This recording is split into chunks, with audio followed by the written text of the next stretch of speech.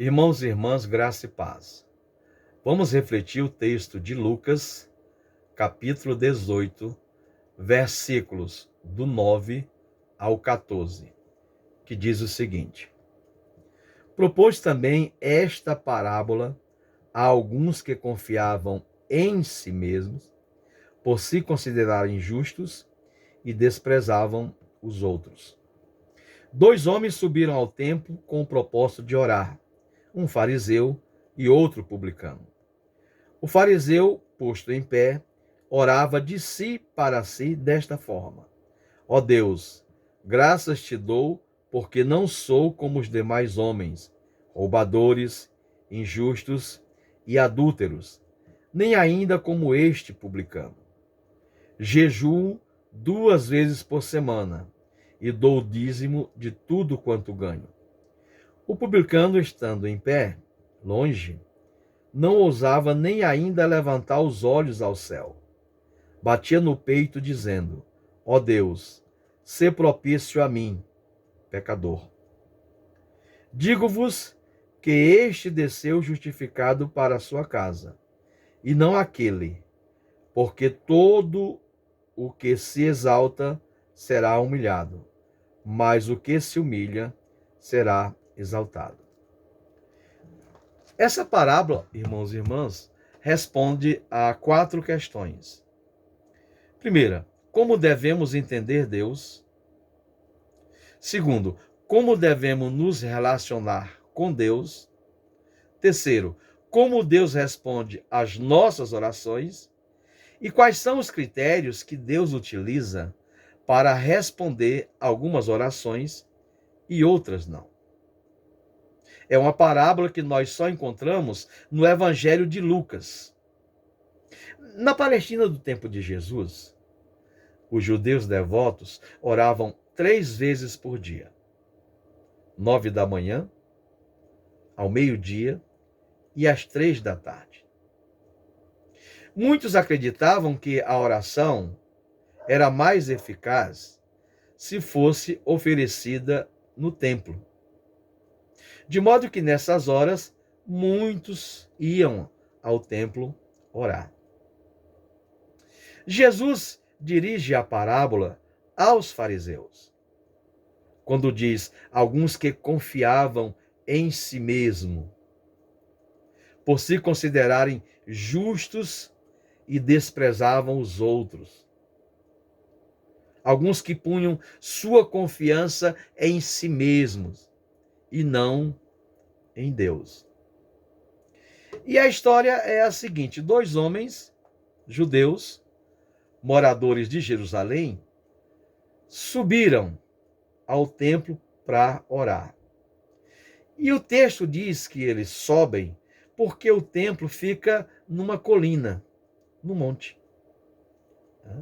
Um deles era fariseu. Assim como o outro, ele foi orar no templo.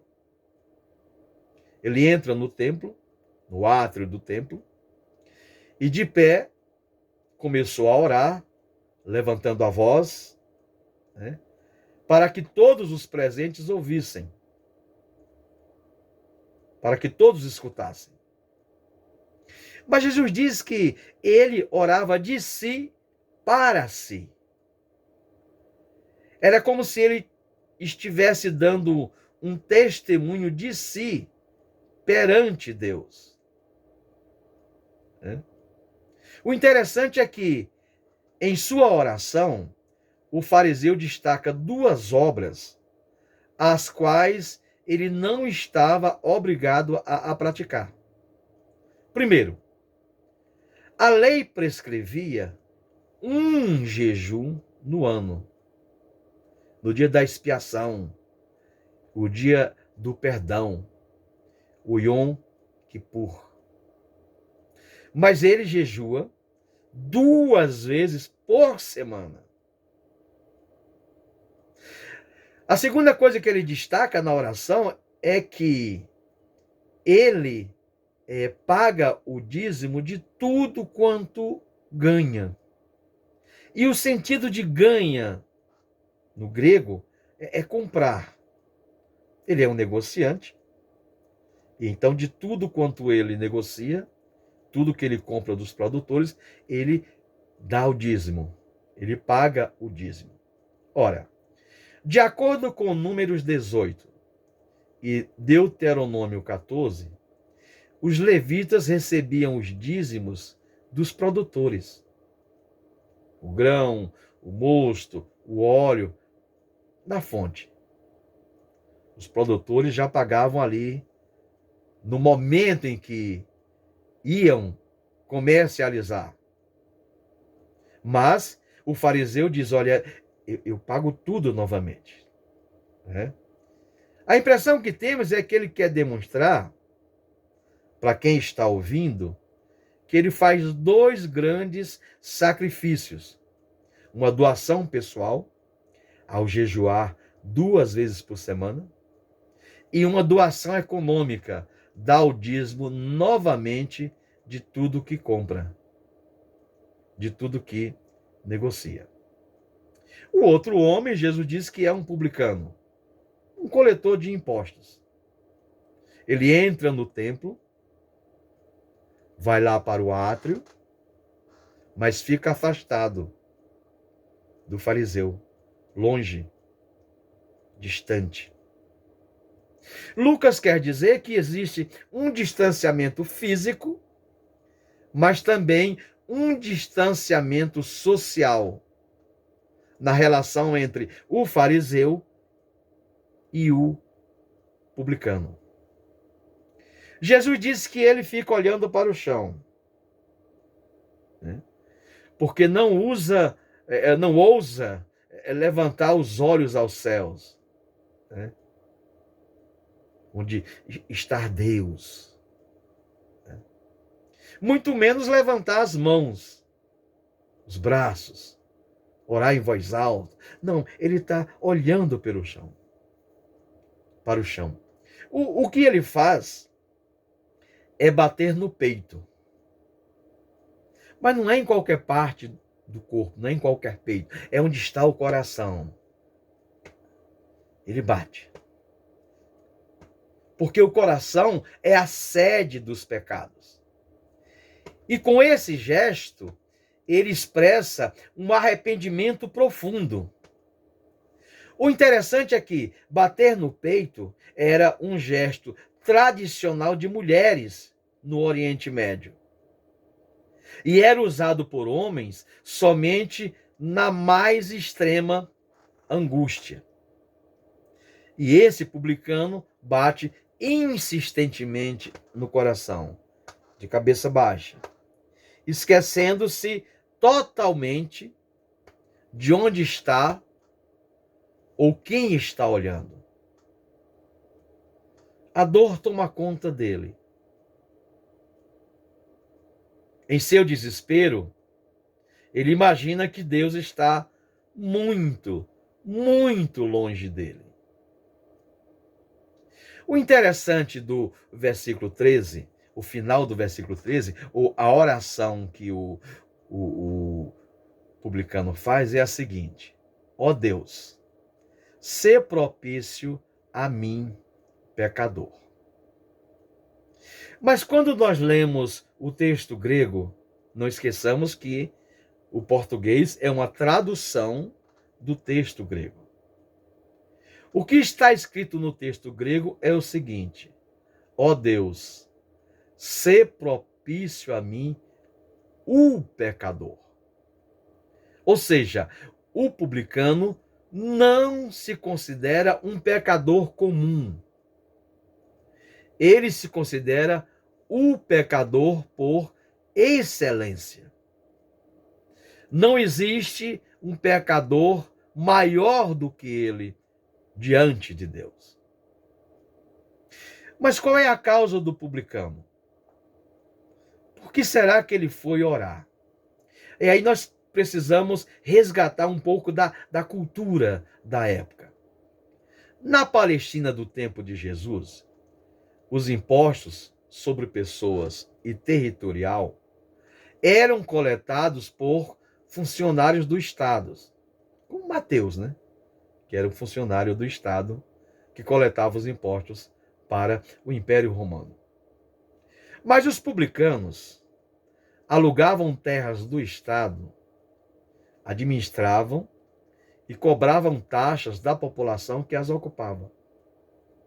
Esse acordo entre os publicanos e o Estado é chamado de circunscrição.